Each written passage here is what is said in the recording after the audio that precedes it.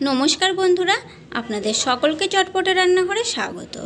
सकलके स्वागत जानिए शुरू करब आमार आजकेर रेसिपि। आमार आजकेर रेसिपि बड़ी दिए सजने डाटार झोल। और गरमेर दुपुरे तेल मशलायुक्त खाबार खेते भालो ना लागले এই রেসিপিটা বানিয়ে দেখতে পারেন। गरम गरम भातेर संगे एरकम सब्जिर हालका पातला झोल खेतेও কিন্তু दारुण লাগে। তাহলে চলুন দেখে নেওয়া যাক। গ্যাস অন করে একটা কড়াই বসিয়ে দিয়েছি। কড়াইতে প্রথমেই দিয়ে দিলাম 1 টেবিল চামচ সরষের তেল। তেলটা ভালো করে কড়াইয়ের মধ্যে ছড়িয়ে দিয়ে তারপরে এখানে আমি কিছুটা ডালের বড়ি নিয়েছি, সেই ডালের বড়িগুলো দিয়ে দিলাম। ডালের বড়িগুলো যখন এরকম লালচে রং করে ভেজে নেওয়া হয়ে গেছে তখন বড়িগুলো তুলে নিলাম। কড়াইতে আবারও 1 টেবিল চামচ সরষের তেল দিয়ে দিলাম। তারপরে এই তেলের মধ্যে দিয়ে দিচ্ছি বেগুন। আমি এখানে দুটো লম্বা লম্বা যে সরু বেগুনগুলো হয় সেই বেগুনগুলো নিয়েছি। বেগুন দুটো আমি আগে থেকেই একটু লবণ হলুদ মাখিয়ে রেখেছিলাম। তারপরে বেগুনগুলো যখন এরকম লালচে রং করে ভেজে নেওয়া হয়ে গেছে তখন বেগুনগুলোও তেল ছেঁকে তুলে নিলাম। কড়াইতে সামান্য একটু তেল ছিল, এর মধ্যে আবারও 1 টেবিল চামচ সরষের তেল দিয়ে ফোড়নে দিয়ে দিলাম 1/2 চা চামচ কালো জিরে, একটা তেজপাতা। তারপরে ফোড়নটা ভেজে নেওয়ার পরে দিয়ে দিলাম একটা বড় সাইজের আলু। আলুটা আমি এরকম একটু লম্বা লম্বা করে কেটে নিয়েছি। প্রথমে আলুটা 2 মিনিটের মতো ভেজে নেওয়ার পরে দিয়ে দিলাম কিছুটা মিষ্টি কুমড়ো। মিষ্টি কুমড়োটা কাঁচা মিষ্টি কুমড়ো, এই জন্য আমি খোসা সমেত নিয়েছি।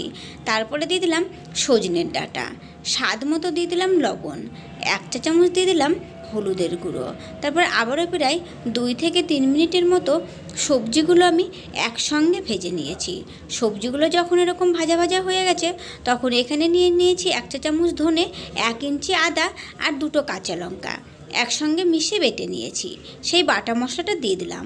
1/2 চা চামচ দিয়ে দিলাম লাল লঙ্কার গুঁড়ো, একটা মাঝারি সাইজের টমেটো বাটা। ঝালটা আপনারা যে যেমন খেতে পছন্দ করেন সেটা বুঝেই দেবেন।